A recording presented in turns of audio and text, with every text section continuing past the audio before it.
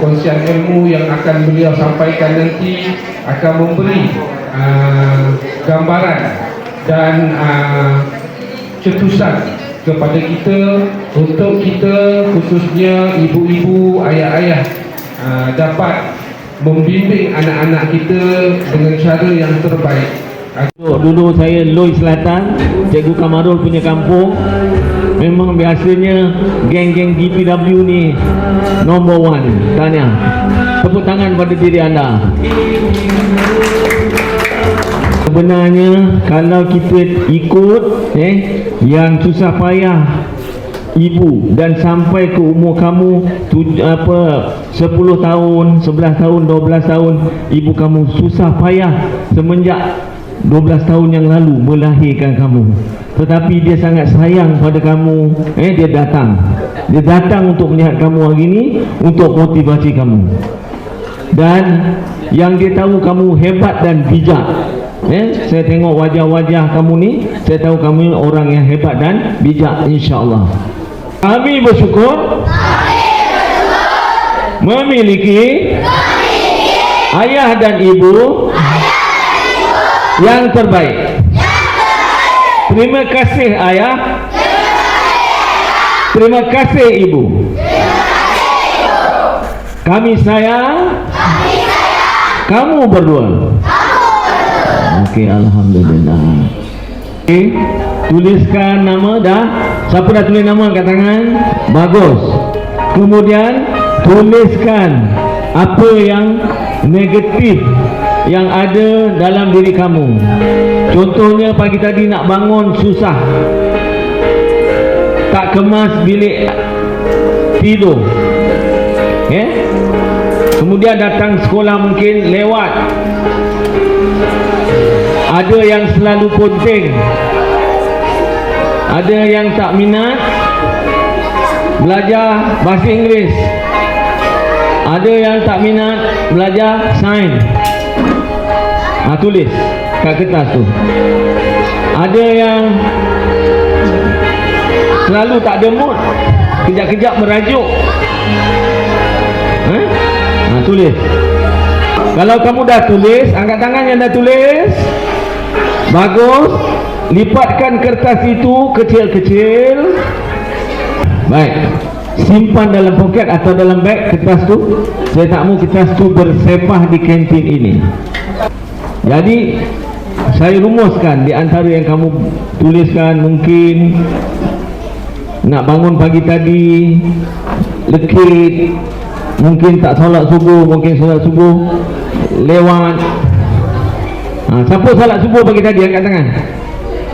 Siapa tak solat angkat tangan. Ada juga. Mungkin perempuan mungkin uzur. Yang tak uzur tak ci, kena sembahyang. Lelaki pun uzur juga. Tak tahulah saya nak kata. Baik, kita bersyukur kita hadir dekat sini hari ini sehat. Sedangkan ada orang di tempat lain tak sehat dan mungkin tak dapat pergi sekolah. Kemudian kita hadir dekat sini dapat rahmat daripada Allah Subhanahu Wa Taala.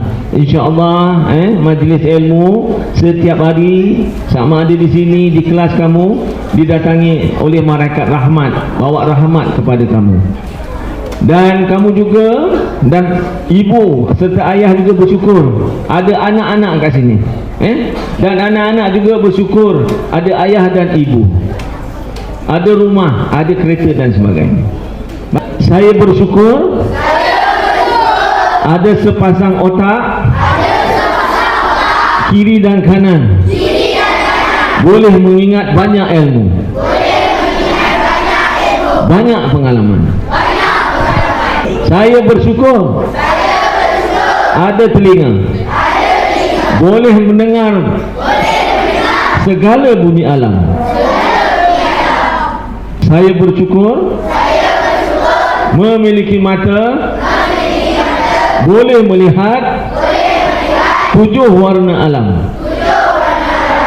Saya bersyukur ada hidung, boleh menyedot udara, bernapas, menyebabkan saya hidup. Saya bersyukur ada hidung, boleh menghidu bau. Ini kita mula dah nak masuk adab. Bila cerita pasal kisah Nabi ni, kita menyentuh adab. Dan fokus hari ini kisah Nabi Musa belajar daripada Nabi Allah Khidir alaihissalam.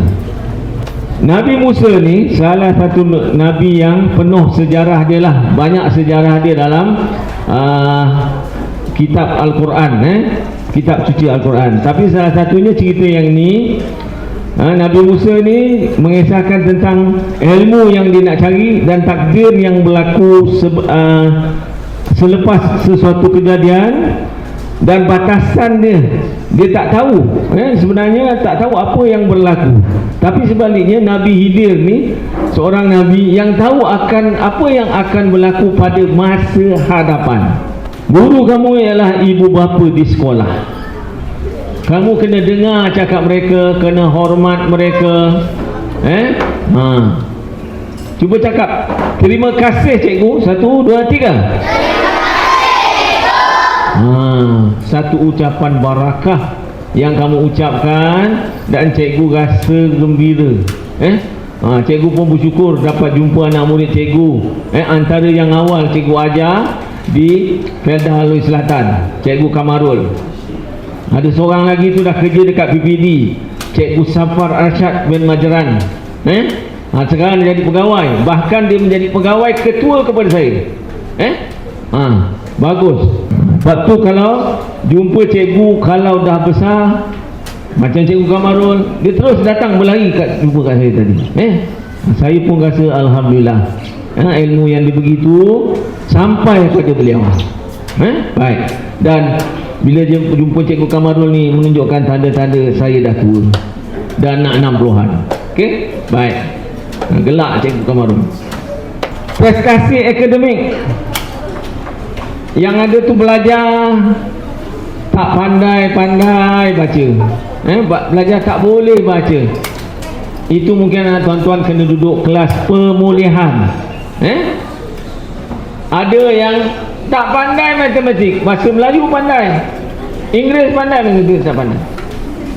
Ada anak yang dia pandai bahasa Inggeris je. Ada, jumpa tak? Terutama anak PPKI. Sini ada tak ada PPKI? Tak ada. Anak PPKI dia pandai cakap bahasa Inggeris je. Ada. Ni PPKI. Dan anak-anak ni prestasi akademik ni tuan-tuan jagalah. Kadang-kadang di sekolah rendah tak pandai, tapi sekolah menengah dia makin lama makin pandai. Jangan sia-siakan harapan anak-anak kita ni. Dan anak-anak jangan sia-siakan harapan ayahanda dan bonda. Dan ada juga anak yang mengantuk dan penat, tak mahu datang sekolah. Sebab apa? Mungkin ayah dia berniaga pasar malam, berniaga di restoran, lambat tutup, anaknya pergi. Tapi ada contoh di Felda Haloi Selatan. Siapa pernah pergi Felda Haloi Selatan? Angkat tangan.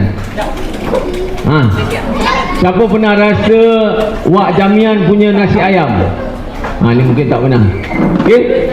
Anak dia ni semua pandai-pandai, tapi semasa ayah dia potong ayam, buat sup, buat nasi ayam, ayah dia dengan mak dia buat benda gitu, tapi anaknya belajar dekat dalam kedai itu. Alhamdulillah, anaknya semua pandai-pandai. Tahniah pada orang Felda. Anda bekerja keras tapi anaknya pandai. Okey, ni yang terakhir lah. Yang terakhir untuk renungan anak-anak murid semua. InsyaAllah. Itulah jasa ibu yang tercinta. 10 tahun yang lalu, 11 tahun yang lalu, 12 tahun yang lalu, dia lahirkan kamu.